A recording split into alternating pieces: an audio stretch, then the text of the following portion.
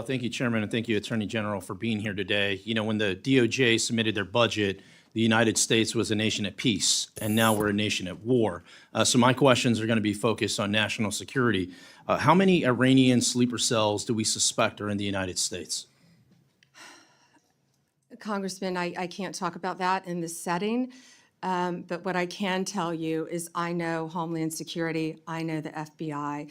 They are focusing on doing everything we can to keep our nation safe, and they will continue to do that.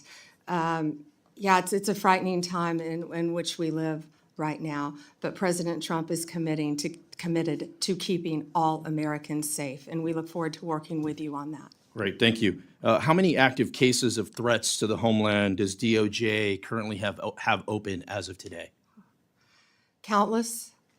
I can't talk about those in this setting either. Obviously, anything pending regarding national security issues, but there is not a day that goes by that we don't discuss the issues that you just brought up with me at the Department of Justice, but I also know that our counterparts at DOD, HSI, the State Department, and all of our agencies are working together to make America safe and, in turn, keep our world safe. This is very much on my mind. I spent 20 years in the military. I spent 5 years in Iraq and Afghanistan. These aren't, of course, these aren't dots on a board. And, you know, not only American lives abroad, what we saw today, are at risk, but it's also American lives here at home. And I don't want us looking back and going, what if? I want us to, as much as we can, get ahead of it, to give you the resources, the instruments that you need to go out and make sure that we're preventing things from happening, not waiting until after the fact.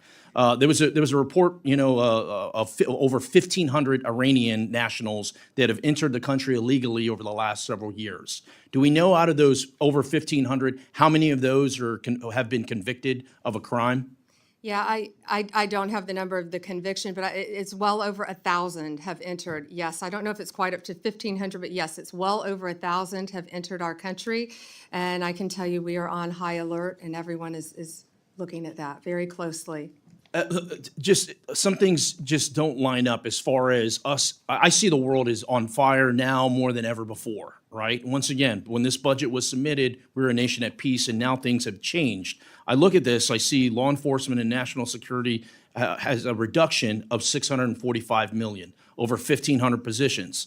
You know, the notes I have, the FBI will implement cost-saving measures. The largest decreases will be in criminal, cyber, response and service branches, and national security branches. FBI's criminal investigation, cyber, and international operations will reduce resources and support various investigations and partnerships. Additionally, the counterintelligence, counterterrorism, threat screening, and weapons of mass destruction programs experience reductions. I mention those things because those, in my eyes, those are the programs that we need more resources to, more manpower to, and not everything's about money. I mean, you alluded to this. A lot of times it's about being more efficient with the things that you're doing. I'd love to hear your thoughts on some of the way we're looking to get ahead of any problem sets. Thank you, and we can do more with less. Of course, you can always do more with more, but we're doing more with less. We're prioritizing, we're refocusing, and the budget request supports $7.5 billion for national security. Also, that's why it's very important, I believe, for all of you to support Big Beautiful Bill. The One Big Beautiful Bill gives us a lot of additional funding at the Department of Justice to carry out our mission. The Senate version gives us $11.82 billion. Currently, the House version gives us $3.3 billion. Hopefully, they will come to a compromise in there, but that's where it will truly help Department of Justice combat all of the issues that you brought up and many others. And thank you for your service to our country, especially now. I didn't realize that you had served in Iraq. Thank you. Yeah, no, of course, and thank you for saying that. I mean, resources matter, and the Big Beautiful Bill, we look forward to getting that to the president's desk as soon as possible. Once again, to give you the resources and the tools you need to get ahead of these problems that we see so clearly coming through. I represent nearly half of the southern border. The border is on my mind quite a bit. One of the questions I have, I focus a lot on convicted criminal illegal aliens. Do we know how many illegal aliens have been convicted of a crime in the United States? Yeah, I can get you those specific numbers. I don't know, but many. I can tell you our prosecutors are indicting and charging illegal aliens constantly, violent crimes, rapes, thefts, many crimes throughout this country. And yes, our borders were wide open. And Congressman, back in September, I went to our border at Yuma, Arizona, not in Texas, but in Yuma.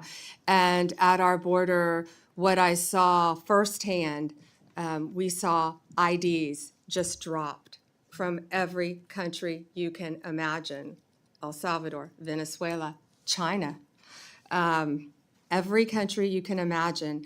And of course, I didn't see Iranian driver's license, but they are coming into our country. Yes, we know that's documented, but just walking into our country. And that's why Homeland Security, that's why ICE, that's why the FBI, that's why all of our agencies, DEA, ATF, are all working hand in hand to combat that and to keep Americans safe. And that is what President Trump is committed to doing. Thank you. Chairman, I yield back.